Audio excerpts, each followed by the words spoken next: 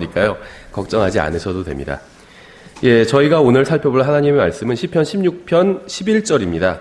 시편 16편 11절, 이 구절 한 절을 주로 오늘 이제 하나하나 좀 이 구절을 이루고 있는 단어들을 하나하나 저희가 오늘 좀 살펴보려고 합니다. 시편 16편 11절.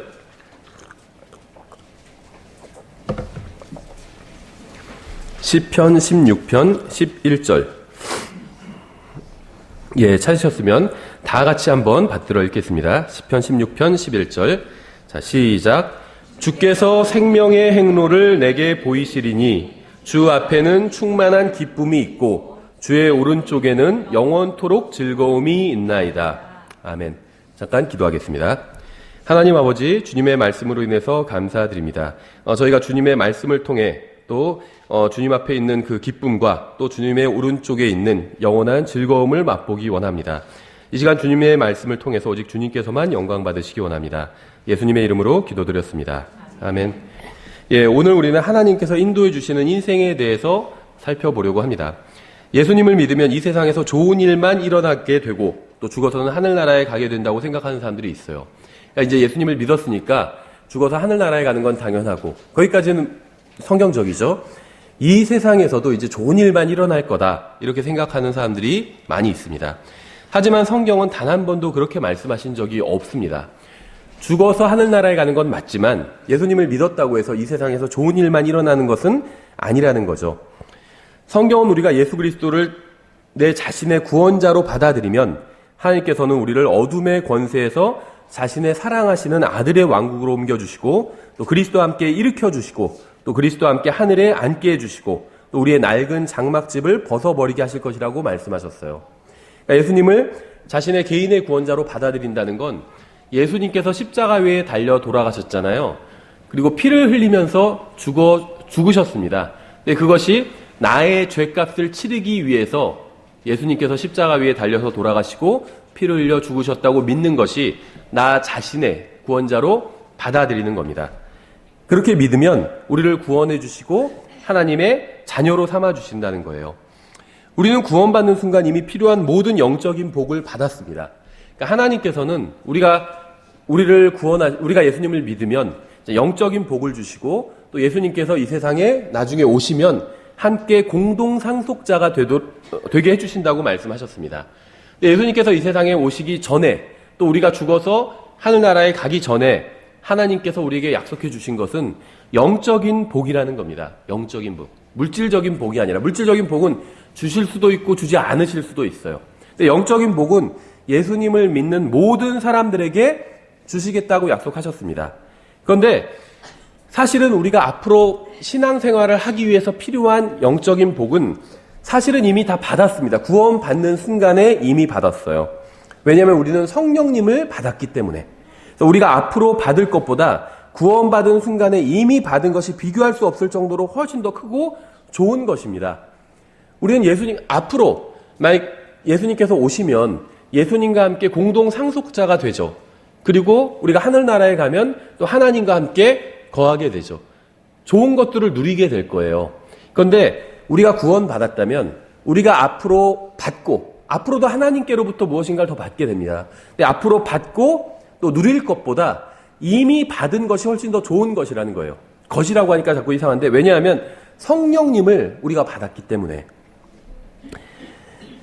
우리는 예수님을 믿는 순간 이미 구원받았기 때문에 다시 구원받을 필요가 없습니다. 한 번 예수님을 믿으면 구원받은 거예요. 이미 하나님의 아들이 되었기 때문에 다시 하나님의 아들이 될 필요가 없습니다. 한 번 하나님의 아들이 되면 하나님의 아들이 된 것입니다. 우리는 이미 하늘에서 예수님과 함께 앉아 있어요. 하나님께서는 우리가 예수님을 믿는 순간 성령님을 보내주셔서 성령님께서 우리 안에 들어오시고 우리 안에 들어오셔서 다시 우리의 영을 낳아주십니다. 그래서 이 다시 낳아주신 영이 우리 안에선 새로운 사람이 태어난 거죠. 이걸 이제 새 사람이라고 부르는데 새 사람이 태어나게 되는데 이 새 사람은 성령님과 함께 연합하게 됩니다. 성령님께서는 근데 어디든 계실 수가 있으시죠. 그래서 이 새로 태어난 사람이 내 안에도 있지만 예수님과 함께 하늘에 앉아 있는 거예요. 성령님과 연합했기 때문에. 그래서 우리의 구원이 취소될 수가 없다는 거죠. 한 번 구원받은 사람의 구원은 영원하다는 겁니다. 우리에게는 하나님께서 말씀하신 것을 믿음으로 받아들이느냐의 이 문제만 남아있어요. 그러니까 성령님을 우리 안에 주셨다고 했어요. 그래서 정말 그걸 믿고 살아가느냐 아니면 믿지 않고 살아가느냐, 이게 남아있다는 겁니다. 우리의 문제로. 하나님께서 우리를 위해서 모든 것을 준비해 주셨습니다. 그러니까 하늘나라 그런 것만 준비해 주신 것이 아니라 이 세상에서 우리가 하나님의 아들답게 살 수 있도록 그런 것도 다 준비해 주셨다는 겁니다. 문제는 우리가 매일의 삶에서 어떻게 하나님의 인도대로 길을 걸어갈 것인가, 이게 이제 문제예요. 그러니까 하나님 편에서는 다 준비가 되어 있습니다. 근데 우리가 과연 그 하나님께서 준비해 주신 것들을 믿고 같이 동행할 것인지, 이게 이제 우리의 문제라는 겁니다. 우리는 주님께서 어떻게 우리의 인생을 인도해 주시는지 알아야 됩니다. 우리의 미래는, 우리의 운명은 결정되어 있어요. 예수님을 믿는 순간 우리의 운명, 영원한 운명이 완전히 변했고 확고하게 확정이 되었습니다. 그래서 우리가 이 세상에서 어떻게 사느냐와 관계없이 예수님을 우리가 정말 나 자신의 구원자로 받아들였다면 우리가 이 세상에서 어떻게 사느냐와 관계없이 우리는 죽으면 하늘나라에 가게 됩니다. 그다음에 예수님께서 공중으로 오시면 또 들림받아 올라가서 예수님과 함께 영원히 있게 됩니다. 그런데 어떤 게 변할 수 있냐면 우리의 영원한 운명은 변하지 않지만 이 세상에서의 삶은 변할 수 있다는 거예요. 그대로 매일매일 그냥 일상적인 삶을, 평범한 삶을 살 수도 있고, 죄악에 빠진 삶을 살 수도 있고, 낙심하는 삶을 살 수도 있고, 예수님과 함께 동행하는 삶을 살 수도 있다는 겁니다. 하나님의 인도를 받는 삶을 살 수도 있다는 거예요. 첫 번째, 길을 인도하시는 분은 하나님입니다. 주께서라는 단어로 시작하고 있죠. 다시 본문을 보시면 주께서 생명의 행로를 내게 보이시리니, 행로라는 것은 길이죠. 길. 영어로는 패스라고 되어 있어요. 길입니다. 길. 그래서 주님께서 생명의 길을 보여주신대요. 주 앞에는 충만한 기쁨이 있고 주의 오른쪽에는 영원토록 즐거움이 있나이다. 이렇게 말씀하고 있죠. 그래서 우리는 주님 앞에 서 있어야 됩니다. 항상. 그래야지 충만한 기쁨을 얻을 수 있겠죠. 주님과 동행할 때 우리는 주님의 오른편에서 함께 동행해야 돼요. 그래야지 영원토록 즐거움을 누릴 수 있겠죠. 본문은 주께서로 시작합니다. 주께서라는 단어로. 우리는 길을 인도하시는 분은 하나님이라는 사실을 인정하고 믿음으로 그 길을 걸어야 됩니다. 내 앞에 펼쳐진 상황들, 이런 것들을 다 주관하시는 분이 하나님이라는 거예요. 우리는 하나님을 신뢰하고 그분이 우리의 인도자가 되신다는 사실을 인정하고 그분의 인도를 따라야 됩니다. 주님께서 우리를 인도해 주시기 원하시지만 강제로 인도하지는 않으실 거예요. 그러니까 칼빈주의 교리 중엔 불가항력적인 은혜, 이런 것이 있는데 받기 싫어도 막 은혜를 억지로 주신다는 거거든요. 근데 성경에 그런 하나님이 없어요. 은혜는 선물이거든요. 받기 싫은데 막 억지로 주는 건 선물이 아니잖아요. 그렇죠. 거저 주는 거지만 받는 사람이 자발적으로 받아들여야 됩니다. 그게 선물이에요. 그렇죠. 하나님께서는 우리에게 은혜를 베풀어 주시는데 이 하나님의 인도도 하나님의 은혜라는 거예요. 우리가 그걸 자발적으로 받아들여야 된다는 겁니다. 우리가 받아들이지 않으면 하나님의 인도를 받지 못한다는 거예요. 다시 말하면 예수님을 믿고 공짜로 구원받았지만 하나님의 뜻대로 살고 하나님과 동행하는 것은 하나님의 인도, 하나님의 이끌림을 받아들여야 된다는 겁니다. 하나님의 손을 잡고 하나님께서 가시는 대로 따라가야지 그 목적지에 갈 수 있다는 거예요. 주님을 따라가는 방법은 주님의 말씀을 따라가는 것입니다. 왜냐하면 주님께서는 결코 자신의 말씀을 벗어나서 어떤 사람을 인도하지 않으시기 때문이에요. 그러니까 우리가 하나님의 인도를 받는다, 성령님의 뜻대로 산다, 성령님으로 충만하다, 이런 여러 가지 이야기들을 하잖아요. 근데 이런 것들이 약간 좀 추상적일 수가 있어요. 생각하기에 따라서는. 하나님의 인도를 받는다고 하는데 하나님의 인도가 뭘까? 성령님을 따라 걸어간다고 하는데 성령님과 동행한다. 그러는데 성령님과 동행한다는 게 무엇일까? 거의 같은 뜻을 가지고 있는 게 하나님의 말씀대로 한다는 거예요. 왜냐하면 성령님께서는 일하실 때 항상 하나님의 말씀대로 일하시거든요. 성경에 기록되어 있는 것과 다른 방법으로, 다른 방향으로 일하시지는 않는다는 겁니다. 그래서 우리가 하나님의 인도를 받는다는 건 하나님의 말씀대로 산다는 겁니다. 두 번째, 주님께서는 길을 보여주실 거예요. 보여주시리니 이렇게 되어 있죠. 주님께서는 자신의 말씀에 순종하는 모든 사람들에게 길을 보여주실 것입니다. 우리에게 자신의 길을 보여주시는 것이 주님의 뜻이에요. 하나님의 뜻은 저를 자신의 길로 인도해 주시는 것입니다. 제가 잘못된 길로 들어가거나 죄를 짓는다면 그것은 하나님께서 간절히 원하시는 것을 어긴 것이에요. 하나님의 뜻은 저를 생명의 길로 인도해 주시는 겁니다. 문제는 제가 하나님의 길로 가는 것을 원하지 않을 때가 있다는 거예요. 하나님의 뜻대로 사는 것을 원하지 않는 것이 바로 저의 문제라는 겁니다. 그러니까 계속 말씀드리지만 하나님께서 생각하시는 우리의 문제와 내가 생각하는 나의 문제가 서로 다르다는 거죠. 내가 생각하는 나의 문제, 우리가 생각하는 우리의 문제는 뭐죠? 예를 들면 학생이라면 좋은 대학에 가지 못한 거. 이게 자기 문제라고 생각할 수도 있겠죠. 학생이라면. 그렇죠. 좋은 직장을 잡지 못한 거. 좋은 집에서 살지 못하는 거. 뭐 월세가 밀린 거. 이런 게 나의 문제라고 생각할 수 있겠죠. 그런 게 문제가 아니란 건 아닙니다. 문제일 수 있어요. 충분히. 근데 본질적인 인생의 문제는 아니라는 겁니다. 그러니까 하나님께서 바라보실 때 그것을 문제라고 생각하지 않으신다는 거예요. 하나님께서 우리를 보실 때 문제라고 생각하시는 것은 우리가 하나님의 뜻대로 살려고 하지 않는다는 겁니다. 하나님께서 마련해 놓으신 길이 있는데 그 길대로 걸어가지 않으려고 한다는 거예요. 우리는 이 세상에서 잘 먹고 잘 살다가 죽어서 하늘나라에 가기를 원합니다. 그렇죠. 대부분의 기도 제목이 그런 것들이에요. 그런 것들을 좀 더 성경에 나온 용어로 이렇게 좋게 포장해서 기도할 뿐이지 속된 말로 까놓고 보면 기도가 이 세상에서 내가 잘 먹고 건강하게 잘 살다가 하늘나라에 가는 것. 이게 대부분의 우리의 기도라는 겁니다. 그래서 이 세상에서 편한 삶을 사는 것이 하나님의 뜻이라고 생각해요. 나를 향한 하나님의 뜻이 내가 이 세상에서 편하게 사는 것, 몸도 편하고 마음도 편하게 사는 것이 하나님의 뜻이다 이렇게 생각합니다. 그래서 내 몸이나 내 마음이 편하지 않은 일들이 일어나면 그거는 뭔가 잘못된 일이다 생각하고 막 열렬하게 기도하죠. 그걸 제거해 달라고 열렬하게 기도해요. 좋은 집에 살지 못하고 좋은 차를 타지 못하고 좋은 학교에 다니지 못하고 좋은 직장 잡지 못하고 좋은 배우자 만나지 못한 것, 예쁜 여자친구를 사귀지 못한 것, 능력 있는 남자친구를 사귀지 못한 것, 이런 것이 나의 문제라고 생각합니다. 병이 걸리면 병이 나의 문제라고 생각해요. 그러나 하나님께서 보시는 우리의 문제는 그런 차원의 것이 아닙니다. 그러한 것들도 중요하긴 하지만 하찮다는 게 아니에요. 중요하긴 하겠죠. 근데 모두 다 일시적인 것들입니다. 하나님께서 보시는 우리의 문제는 우리가 하나님께서 인도해 주시는 길로 가려고 하지 않는다는 거예요. 하나님께서는 우리를 향한 뜻을 갖고 계세요.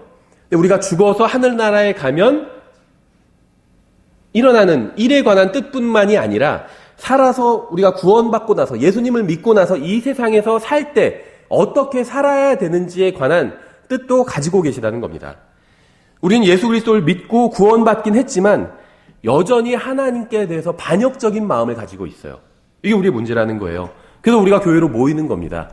반역적인 마음을 갖고 있기 때문에 서로 위로하고 격려하고 말씀을 듣고 공부하고 책망을 받기 위해서. 이게 바로 우리의 근본적인 문제예요. 하나님을 믿고 구원을 받았어요. 하나님의 자녀가 됐는데 아직도 하나님께 거역하는 마음을 가지고 있다는 거예요. 하나님의 뜻대로 살고 싶어 하지 않는다는 겁니다. 하나님께서 좋아하시는 걸 별로 좋아하지 않는다는 거예요. 이게 우리의 문제라는 겁니다. 우리는 저마다 하나님의 말씀대로 살지 못한다는 그럴듯한 핑계를 가지고 있습니다. 하나님의 말씀을 읽고 기도하고 예수 그리스도를 다른 사람들에게 알리고 하나님의 뜻대로 살고 이렇게 살아야 된다고 머리로는 아는데 그렇게 살지 못한다는 내가 생각할 땐 정당해 보이는 이유를 가지고 있다는 거죠. 그렇죠. 그래서 다른 사람들한테는 그런 이유를 얘기해요. 이런 일 때문에 요즘 못한다고 그렇게 성경 읽을 시간도 없다고 기도할 시간도 없다고. 다른 사람 얘기가 아니라 저의 얘기예요. 여러분의 얘기고. 그렇죠. 성경 읽을 시간도 없는 것 같아요. 기도할 시간도 없고. 근데 또 드라마는 꼭 보고. 그렇죠. 인터넷도 하고. 그런 거 할 시간은 있어요. 희한하게. 근데 성경 읽으려고 하면 성경 읽을 시간은 없어요. 또. 그렇죠. 친구랑 전화 통화도 하고 그럴 시간은 있는데 기도하려고 하면 또 기도할 시간이 없어요. 그러니까 하나님을 섬기지 못한다는 핑계는 다 있다는 거죠. 저마다 있어요. 다. 분명한 점은 그 어떤 것도 영원한 생명을 가진 사람이 일시적인 세상만을 위해 모든 것을 바쳐 사는 것을 그리스도의 심판석에서 정당화해 주지는 못한다는 거예요.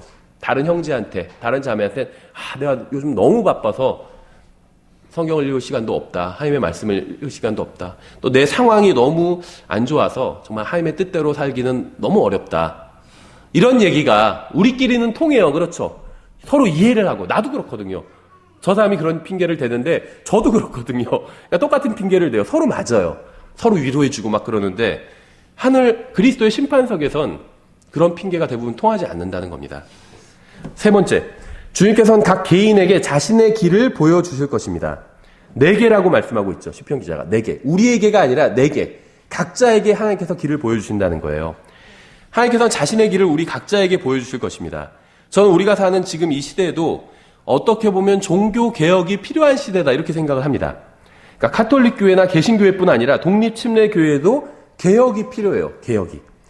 교회 다니는 많은 사람들이, 심지어 독립침례교회에 다니는 사람들도 주님께서 자신이 아닌 자신의 목사에게 길을 보여주실 것이라고 생각합니다. 목사님이 바르게 가르쳐주면 되지 뭐 이렇게 생각한다는 거예요. 500년 전에 루터는 이러한 오류로부터 사람들을 끄집어냈는데 지금은 완전히 500년 전으로 되돌아가 버렸어요. 하나님께서는 설교자나 성경교사나 목사만을 인도해 주지 않으십니다. 그런 말씀은 성경에 없어요. 주님께서는 자신의 자녀들을 한 사람씩 인도해 주십니다. 바른 성경을 사용하는 바른 교회에 다닌다고 해서 문제가 해결되는 것이 절대 아닙니다. 하나님의 인도를 받는 사역자가 있는 교회에 다닌다고 해서 문제가 해결되는 것이 아니에요. 설교를 잘하는 목사가 있는 교회에 다닌다고 해서 문제가 해결되는 것이 절대 아니라는 겁니다. 여러분 각자가 하나님의 인도를 받아야 돼요.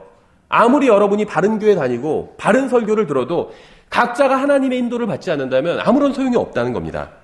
만약 여러분이 다시 태어난 하나님의 자녀라면 여러분 안에는 하나님의 거룩하신 영께서 거하시면서 여러분을 바른 길로 인도해 주려고 하십니다. 성경은 구원받은 사람 모두가 선정된 세대의 왕가의 제사장이라고 말씀하고 있어요. 구원받은 사람은 단 한 명도 예외가 없이 하나님의 제사장입니다. 우리가 속한 나라는 제사장들로 이루어진 왕국이에요. 우리의 육신은, 몸은 대한민국에 살고 있지만 우리는 하나님의 왕국에 속해 있어요. 이 왕국은 제사장들로 이루어진 왕국이라는 거예요. 제사장은 하나님께 직접 나갈 수 있는 사람들이잖아요.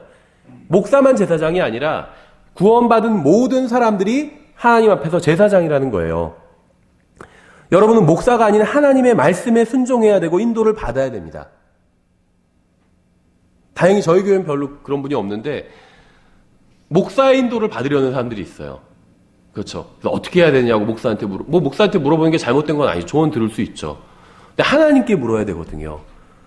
목사는 잘못된 걸 알려줄 수도 있어요. 왜냐하면 나의 모든 상황을 다 모르니까 내가 이야기하는 어떤 주는 정보만 듣고 판단을 하잖아요. 그래서 그걸 듣고 그런 상황에서는 이렇게 하는 게 낫겠죠. 이렇게 얘기를 하는데 사실은 내가 얘기하지 않은 것들도 있을 수 있거든요. 근데 하나님께서 나의 모든 상황을 아시잖아요. 다른 목사건 누구건 간에 다른 사람들의 조언은 부차적인 그냥 참고용일 뿐이에요. 누구의 조언이 절대적이냐? 하나님의 조언이 절대적이에요. 하나님께 구해야 돼요. 하나님께. 많은 교회들이 로마 카톨릭에 대해서 경고하면서도 로마 카톨릭의 행위를 본받고 있습니다. 우리 교회의 권위는 목사인 제가 아니라 하나님의 말씀인 성경에 있어요. 교회를 지배하는 것은 목사나 종교 지도자가 아니라 하나님의 거룩하신 영과 말씀이어야만 합니다. 여러분은 이 둘을 모두 가지고 있어요. 하나님의 영도 여러분이 소유하고 있고 구원받았다면, 예수님을 믿었다면, 예수님을 받아들였다면 예수님의 영인 성령님께서 여러분 안에 들어와 계신 거예요. 또 성경을 가지고 있잖아요. 그러니까 이 세상에서 우리가 살 때 필요한 두 가지가 있는데 하나님의 말씀과 성령님이거든요. 이 둘을 다 가지고 있다는 겁니다. 따라서 여러분은 개인적으로 주님의 인도를 받을 수 있다는 거예요. 무엇이 종교인지 아세요? 우상 앞에서 막 절하고 부적 같은 거 만들어서 붙여놓고 이런 것이 종교죠. 근데 이런 것만 종교인 것이 아닙니다. 어떤 형식이 있는데 이 형식 자체에 문제가 없을 수도 있어요. 예수님 없이 성령님 없이 그 형식만 따르는 것, 이것이 종교예요. 무슨 말이냐면 종교는 불교 절간이나 아니면 카톨릭 성당이나 이슬람 사원이나 이런 곳 안에만 종교가 있는 것이 아니라 독립침례교회 안에, 킹제임 성경을 믿는 교회 안에, 바른 성경을 믿고 바른 교리를 가르치는 교회 안에도 종교가 있을 수 있다는 겁니다. 교회 왔어요. 설교도 들어요. 헌금도 합니다. 봉사도 합니다.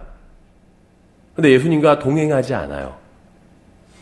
그럼 그게 종교 생활을 하고 있는 거예요. 그러니까 이거는 구원과는 또 다른 문제예요.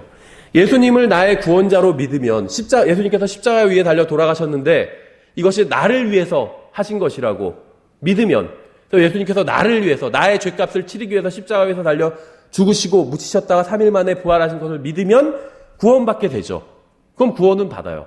근데 구원받고 나서 카톨릭 교회에 가서 우상 앞에 숭배하고, 아니면 절에 가서 또 우상 앞에서 숭배하고, 그런 사람도 있을 수 있겠죠. 그건 구원은 받았지만 종교 생활을 하고 있는 거잖아요. 그렇죠? 구원은 받았지만. 그러니까 구원과 종교 생활을 하는 것은 또 별개의 문제가 있을 수 있다는 거예요. 그런데 구원받고 나서 독립침례교회, 좋은 교회에 다닙니다. 그런데 평소의 삶이 하나님과는 전혀 동행하지 않아요. 기도도 하지 않고 하나님의 말씀도 읽지 않습니다. 하나님의 뜻대로 살지도 않고 뜻대로 살고자 하는 마음도 전혀 없어요. 그런데 그냥 이 종교 생활은 즐기기를 원해요. 교회 와서 설교도 듣고 막 감동적인 설교도 듣고 싶어하고 들을 때 막 눈물도 흘려요. 근데 마음속으로는 하나님의 뜻대로 살고자 하는 마음은 전혀 없어요. 죄는 짓고 있지만 죄를 회개할 마음도 전혀 없고 하나님의 뜻대로 살 마음은 전혀 없어요. 하지만 이 종교 자체는 즐기는 거예요. 봉사도 하고 찬양도 하고 노래도 부르고 막 앞에 나와서 막 특송도 하고 할 건 다 해요. 근데 하나님의 뜻대로 살고자 하는 마음은 전혀 없어요. 예수님과 동행하고 싶은 마음이 전혀 없어요. 그게 종교예요. 그러니까 구원받지 못했다는 게 아닙니다. 그렇게 하면 다. 구원받지 못한 사람 중에 그렇게 사는 사람도 있고 구원받은 사람 중에 그렇게 사는 사람들도 있어요. 주일의 삶이 아니라 일주일의 삶이 일요일의 삶이 아니라 월요일부터 토요일까지의 삶이 주님과 동행하는 삶이 전혀 아니라는 거죠. 구원은 받았지만. 이게 종교의 삶이에요, 종교. 그래서 종교 개혁이 필요하다는 거예요. 뒤집어 엎어야 되는 거예요. 잘못된 삶이기 때문에. 하나님의 인도를 받는 비결은 단순히 좋은 교회에 다니고 좋은 성경을 읽고 좋은 목사의 설교를 듣는 것으로는 충분하지 않습니다. 이게 잘못했다는 게 아니에요. 좋은 교회에 다녀야 돼요. 좋은 교회는 하나님의 말씀을 바르게 가르치는 교회입니다. 하나님의 말씀을 바르게 가르치는 좋은 교회에 다녀야 돼요. 좋은 성경을 읽어야 돼요. 킹제임스 성경 400년 넘은 성경이죠. 좋은 성경이에요. 바른 성경이고 좋은 성경을 읽어야 됩니다. 좋은 일이에요, 다. 근데 이것으로는 충분하지 않다는 거예요. 여러분 각 개인이 하나님과 개인적인 교제를 나누고 개인적인 사귐이 있어야 된다는 겁니다. 개인적인 사귐이 있어야 돼요. 예수님과. 8절에 이렇게 되어 있어요. 내가 주를 항상 내 앞에 모셨나니 그분께서 내 오른편에 계심으로 내가 흔들리지 아니하리로다. 이 세상에서 흔들리지 않는 비결은 바른 교회에 다니거나 바른 목사의 설교를 듣는 것이 아니라 항상 주님 앞에 거하는 겁니다. 주님 앞에 있어야 흔들리지 않게 돼요. 이거는 구원과는 별개의 문제예요. 주님을 따르기 원하고 주님의 길로 걷기 원하는 사람은 누구나 주님의 인도를 받을 수 있습니다. 네 번째, 우리는 자신의 인도자가 될 수 없습니다. 예레미야서 10장 23절에 이렇게 되어 있죠. 오 주여 내가 알거니와 사람의 길이 사람 자신에게 있지 아니하며 걷는 자의 걸음을 인도하는 것이 그 사람에게 있지 아니하나이다. 성경에 의하면 여러분은 여러분 자신을 인도할 수 없습니다. 계획을 세웠다 할지라도 그 계획대로 항상 되는 것이 아니라는 거예요. 그렇다고 해서 계획도 세우지 말라 이런 말은 아니라고 그랬죠. 우리가 야고보서를 통해서 살펴봤었죠. 계획을 세워요. 내일 무엇을 하리라, 올해 무엇을 하리라 계획을 세우지만 단서가 붙어야 된다고 했죠. 주님께서 원하시면 내일 무엇을 하리라, 주님께서 원하시면 올해 무엇을 하리라, 이렇게 단서를 세워야 돼요. 자신을 믿어서는 안 됩니다. 이 세상에서는 자신을 믿으라고 그러죠. 자신을 믿어라. 자신을 믿어서는 안 돼요. 여러분 자신은 형편없는 인도자입니다. 아마 제가 자세하게 설명하지 않아도 각자 자신의 인생을 돌아보면 어렵지 않게 인정할 수 있을 거예요. 여러분이 인도해온 여러분의 인생 여정은 엉망진창이었어요. 저도 그렇고. 왜냐하면 주님의 말씀대로 여러분의 걸음을 인도하는 것이 여러분 안에 있지 않기 때문입니다. 여러분은 어디로 가야 할지도 모르고 무슨 길이 펼쳐져 있을지도 전혀 알지 못해요. 그래서 주님의 인도를 따라가야 되는 거예요. 어떤 길은 사람이 보기에 오르나 그것의 끝은 사망의 길들이니라. 이런 말씀도 있죠. 잠언 14장 12절에. 보기에는 바른 길 같고 정답 같아 보이는 많은 길이 있지만, 또 많은 사람들이 다 그게 옳은 길이라고 하는 길이 있지만 사실은 완전히 잘못된 길도 있다는 겁니다. 다섯 번째, 주님의 인도를 받기 위한 비결이 있습니다. 이사야서 30장 21절에 이렇게 되어 있죠. 너희가 오른쪽으로 돌이키든 왼쪽으로 돌이키든 내 뒤에서 나는 말을 내 귀가 들을 터인즉 이르기를 이것이 길이니 너희는 그 길로 걸으라 하리로다. 우리 자신은 우리의 인도자가 될 수 없다면 누가 우리의 인도자가 될 수 있을까요? 내면에서 들려오는 소리가 하나님의 음성인지 아닌지, 뒤에서 무슨 소리가 들리는 것 같아요. 근데 이것이 하나님의 음성인지 아니면 내 자신의 생각뿐인지 어떻게 알 수 있을까요? 이사야서 58장 9절에 이렇게 되어 있습니다. 그때 내가 부르면 주가 응답하겠고 내가 부르짖으면 그가 이르기를 내가 여기 있다 하리라. 만일 내가 내 한가운데서 멍에와 손가락질하는 것과 헛되이 말하는 것을 없애고, 이런 말씀이 있어요. 이 말씀에 의하면 주님의 인도를 받는 첫째 조건은 멍에를 끊는 겁니다. 멍에. 여기서 말하는 멍에는 이제 율법주의의 멍에예요. 하나님의 영은 여러분을 속박 가운데로 인도하지 않으시고 자유 가운데로 인도하십니다. 주님의 인도를 받기 위해서 먼저 율법주의의 멍에를 끊어야 됩니다. 구원받은 수많은 사람들이 율법주의와 두려움에 사로잡혀 있어요. 무엇인가를 억지로 하지 않으면 하나님께서 진노하실지도 모른다는 두려움에 사로잡혀 있는 거예요. 이러한 두려움은 성령님께서 인도하시는 것이 아닙니다. 진정한 영적 성장은 두려움이 동기가 되어서 무엇인가를 억지로 하는 데 있지 않고 주님을 사랑하는 마음이 동기가 되어 자발적으로 하는 데 있습니다. 주님의 인도를 받는 두 번째 조건은 손가락질하는 것을 버리라는 겁니다. 하나님의 말씀을 가지고 자신을 비춰봐야지 다른 사람을 비춰보는 것은 의미가 없습니다. 다른 사람이 제대로 신앙생활을 못한다고 손가락질한다면 결코 주님의 인도를 받을 수가 없어요. 킹제임 성경 진영에는 바른 교리를 연구하는 사람들이 많이 있습니다. 이건 좋은 거죠. 근데 문제는 열심히 성경을 연구해서 쌓은 지식으로 다른 사람들을 손가락질하는 데 사용한다는 거예요. 이것이 바로 킹제임 성경 진영에 지식은 많지만 주님의 인도를 받는 사람이 적은 이유예요. 우리가 성경을 연구하는 목적은 하나님께 인정받기 위함입니다. 성경을 연구해서 주님 앞에서 자신이 먼저 바로 서고 다른 사람도 바로 설 수 있도록 도와주어야 합니다. 아무리 성경 지식이 많아도 그것을 가지고 다른 사람들을 정죄하고 비판하는 데만 사용한다면 영적으로 성장할 수도 없고 주님의 인도도 받을 수 없습니다. 우리는 자신을 바른 길로 인도할 수도 없고 다른 사람을 바른 길로 인도할 수도 없어요. 오직 하나님의 말씀을 통해서 일하시는 성령님만이 우리를 바른 길로 인도하시고 다른 사람도 바른 길로 인도해 주실 수 있다는 겁니다. 주님의 인도를 받는 셋째 비결은 헛된 말을 하지 않는 거예요. 우리는 모두 그리스도의 심판석에서 우리가 한 모든 말에 대해서 심판을 받게 됩니다. 이 세상 사람들은 큰 흰 왕자 심판석에서 심판을 받게 되죠. 구원받은 사람들은 그리스도의 심판석에서 심판을 받게 됩니다. 그래서 구원을 결정하는 자리가 아니라 상급을 결정하는 자리죠. 한 번 구원받은 사람은 영원히 구원받은 거예요. 근데 구원받은 사람이라 할지라도 구원받고 나서 주님을 만날 때까지의 인생에 대해서 어떻게 이 인생을 사용했는지 주님께 평가를 받게 된다는 거예요. 그래서 잘 사용한 사람은 상급을 주신다는 겁니다. 그렇죠. 잘 못 사용한 사람들은 어떻게 되냐? 지옥에 가진 않아요. 여전히 하나님의 자녀입니다. 하지만 부끄럽겠죠. 다른 사람들은 자신의 인생을 하나님 위해서 사용해서 상급을 받는데 나는 오직 나만을 위해서 살았어요. 그래서 아무것도 받을 게 없어요. 그럼 부끄럽겠죠.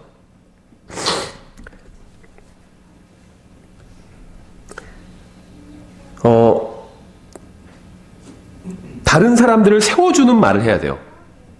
가치 있는 말을 해야 됩니다.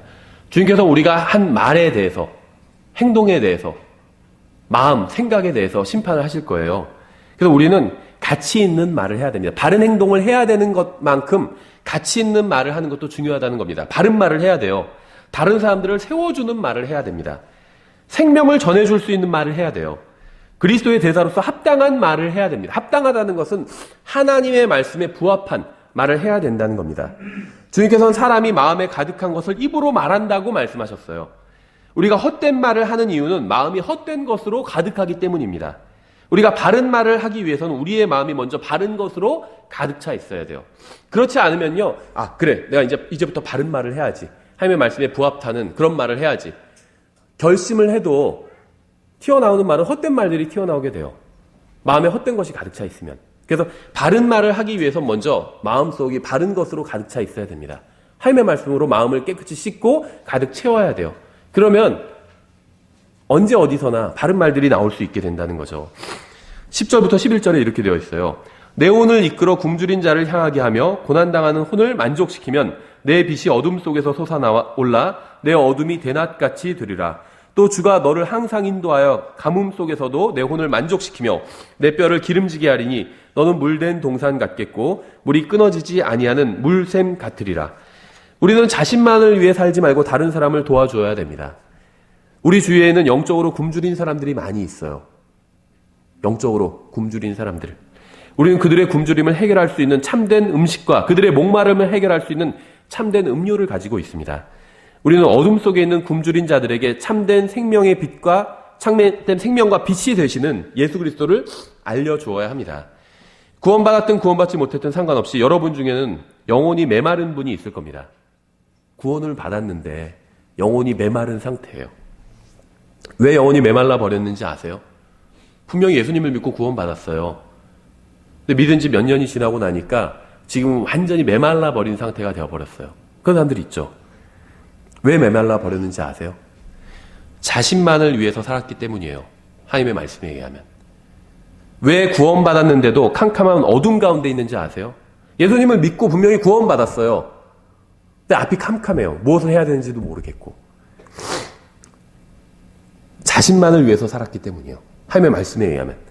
주님의 인도를 받지 못하기 때문입니다. 여러분이 영적으로 굶주린 자를 도와주고 고난당하는 혼을 만족시킨다면 여러분은 빛 가운데 거하게 될 것입니다. 그러니까 구원받았다고 해서 자동으로 빛 가운데 거하게 되는 것이 아니라 하나님의 말씀대로 살아야 빛 가운데 거하게 된다는 거예요. 주님의 인도를 받는다면 끊어지지 아니하는 샘물같이 되어서 모든 갈증이 해소가 될 겁니다. 참된 부흥은 여러분 개인의 마음속에서부터 시작되는 거예요. 교회 때문에 부흥이 안 되는 게 아닙니다.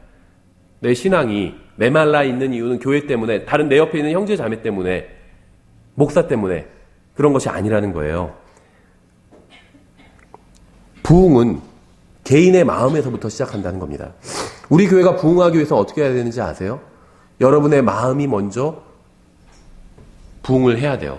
이 부흥이 뭔지 아세요? 부흥이 교회 헌금이 증가하는 것, 이건 부흥이 아니에요. 성경에서 말씀하시는 교회 사람들이 늘어나는 것, 이것도 성경에서 말씀하시는 부흥이 아닙니다.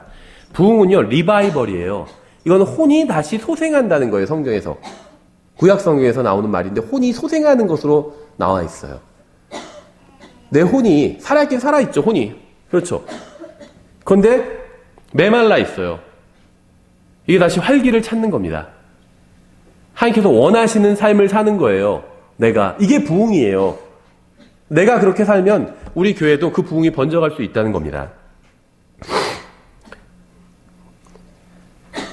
여러분이 주님 앞에 나와서 교제를 나눌 때 부흥이 시작돼요.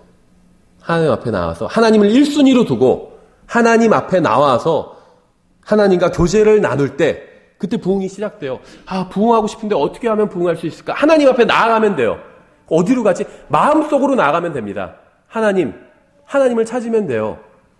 다른 모든 것을 제껴두고 하나님 앞에 딱 나아가면 됩니다. 1순위를 두고. 그럼 부흥이 시작돼요. 하나님은 항상 그 자리에서 기다리고 계십니다. 성경도 항상 그대로 있어요. 만약 여러분이 어둠 가운데 있고 메마른 영적 생활을 하고 있다면 그것은 하나님이나 성경의 잘못이 아닌 여러분의 잘못입니다. 여러분이 영적 갈증을 느끼는 이유는 하나님의 인도를 따르지 않기 때문이에요. 하나님은 생명수예요. 생명수를 가지고 계세요. 근데 그 생명수를 내가 마시지 않기 때문에 영적 갈증을 느끼고 있는 거예요. 여러분이 주님의 인도를 따르면 어떤 상황에 처했든지 상관없이 여러분은 만족을 얻을 수 있습니다. 6번째, 오직 하나님만이 바른 길을 보실 수 있습니다. 시편 32편 8절에 이렇게 되어 있어요. 내가 너를 훈계하며 내가 가야 할 길로 너를 가르치고 내 눈으로 너를 지도하리라. 하나님께서 사람에게 하시는 말씀이에요.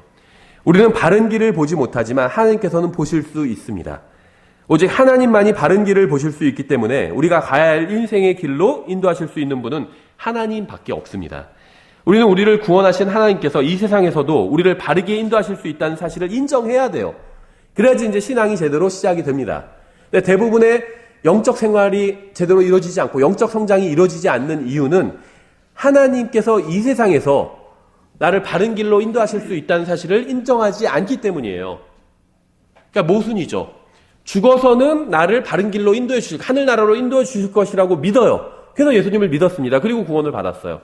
근데 이 세상에서의 삶은 그렇진 않을 거다. 하나님께서 이 세상의 삶도 바른 길로 인도해 주실 것이라고 믿지 않는다는 겁니다.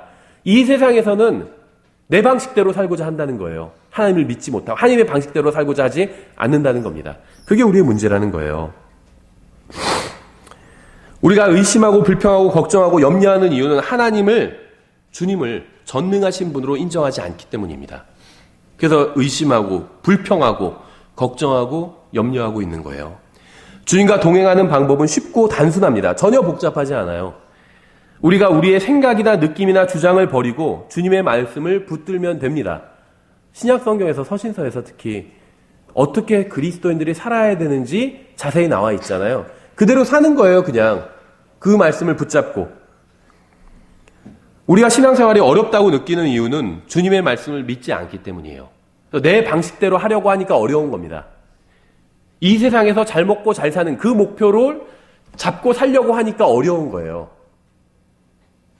이 세상에서 잘 먹고 잘 사는 것 자체가 죄는 아닙니다. 그게 잘못된 거 아니에요. 그렇죠. 하나님께서 복을 주셔서 이 세상에서 잘 먹고 잘 살 수 있어요. 그게 잘못된 건 아니라는 거죠. 돈을 많이 가지고 있다는 것이 죄는 절대 아니라는 겁니다. 성경에 그런 건 없어요. 돈이 죄다 이런 말씀은 없어요. 돈을 사랑하는 그 마음이 잘못된 것, 죄라고 말씀하고 있죠. 돈은 사용해야 되는 거지 사랑해야 되는 것이 아니기 때문에. 그렇죠. 이 세상에서 잘 먹고 잘 사는 것, 그걸 신앙생활의 목표로 삼는다면 이제 신앙생활이 어려워져요. 삶이 어려워지고 걱정과 염려가 가득 차게 됩니다. 근데 그것이 목표가 아니라 내가 이 세상에서도 하나님의 아들처럼 사는 것, 이게 이 세상에서의 우리의 삶의 목표가 되어야 되는 거예요. 예수님께서 하시던 어떤 일을 하시다가 십자가 사역을 완성하시고 승천하셨잖아요. 하시던 일이 있어요. 그것을 내가 그대로 받아서 이 세상에서 한다. 그게 우리의 목표가 되어야 된다는 거예요. 예수님께서 말씀하신 것들이 있죠. 진리를 말씀하셨죠. 다른 사람들에게 진리를 전해주셨죠. 하신 것, 말씀하신 것, 그걸 우리도 그대로 한다고 생각한다면, 그게 우리의 인생 목표가 된다면 어렵지 않을 수 있다는 거죠. 우리가 신앙생활이 어렵다고 느끼는 이유는 주님의 말씀을 믿지 않기 때문이에요. 하나님께서는 우리를 인도해 주시기 원하십니다. 오직 주님만이 우리가 어디로 가는지 알고 계세요. 우리 인생의 성공 여부는 우리가 얼마나 주님의 말씀을 신뢰하느냐에 달려 있습니다. 7번째, 하나님은 영원히 우리의 인도자가 되실 것입니다. 시편 48편 14절에 이 하나님은 영원 무궁토록 우리의 하나님이시니 그분은 우리가 죽을 때까지 우리의 인도자가 되시리로다. 그래서 한 번 구원받으면 구원이 취소될 수가 없는 거예요. 우리가 죽을 때까지 우리를 인도해 주신대요. 우리를 구원하신 동일한 분께서 우리를 이 세상에서 인도해 주실 뿐 아니라 영원 무궁토록 우리의 인도자가 되실 것입니다. 이걸 진짜로 믿는다면 엄청나게 큰일이 일어난 게 아니에요. 우리에게 무슨 일이 일어났다 할지라도 엄청나게 큰일이 일어난 건 아니에요. 시편 73편 24절에 이렇게 되어 있어요. 주께서 주의 권고로 나를 인도하시고 나중에는 영광으로 나를 받아주시리니. 이 세상에서는요, 권고로 하나님의 말씀으로 우리를 권면해 주신대요. 이렇게 살으라고. 그렇게 살면 나중엔 영광으로 받아주신대요. 주님께서 우리의 인도자가 되실 뿐 아니라 우리를 영광으로 받아주실 것입니다. 요한복음 16장 13절에 이렇게 되어 있죠. 그러나 그분 곧 진리의 영께서 오시면 너희를 모든 진리 가운데로 인도하시리니 그분은 스스로 말씀하지 아니하시고 무엇이든지 자기가 들을 것만을 말씀하시며 앞으로 일어날 일들을 너희에게 보이시리라. 성령님의 사역은 우리를 모든 진리 가운데로 인도하시는 것입니다. 성경에 의하면 우리가 구원받는 순간 우리는 모두 한 영에 의해 한 몸 안으로 침례를 받게 됩니다. 영적 침례예요. 성령 침례죠. 이 침례는 물 침례가 아닌 성령 침례로 우리의 영을 다시 살려준 침례입니다. 성령님께서 우리가 예수님을 믿는 순간 우리를 살려주셨고 봉인하셨고 우리 안에 들어와 거하십니다. 이분이 바로 우리를 인도해 주시는 하나님이에요. 성경은 분명하게 성령님께서 우리를 모든 진리 가운데로 인도하신다고 말씀합니다. 그리고 그 진리가 바로 하나님의 말씀이라고 증언해요. 아버지의 진리로 그들을 거룩히 구별하옵소서. 아버지의 말씀은 진리이니이다. 이렇게 말씀하고 있죠. 우리를 진리로 인도하시는데 그 진리는 하나님의 말씀이래요. 성경인 거죠. 성령님은 항상 성경대로 인도하시는 분입니다. 항상 성경으로 인도하세요. 그래서 우리가 성경을 읽어야 돼요. 그래야지 성령님의 인도가 뜻이 무엇인지 알 수 있기 때문에. 성경으로 인도하지 않거나 성경대로 인도하지 않는 것은 성령님이 아닙니다. 예수님의 말씀에 의하면 성령님께서 우리를 항상 진리로 인도하시는데 그 진리는 바로 하나님의 말씀인 성경이에요. 그것이 무엇이든 간에 여러분이 하나님의 말씀대로 하지 않도록 인도하는 것은 성령님의 인도가 아닙니다. 바울은 고린도 교회 성도들에게 그들이 다른 예수와 다른 영을 용납했다고 책망했죠. 여러분은 하나님께서 무엇이라고 말씀하시는지 알아야 합니다. 여러분 주위에서 일어나는 일들이 모두 하나님의 역사는 아니기 때문이에요. 죄송합니다.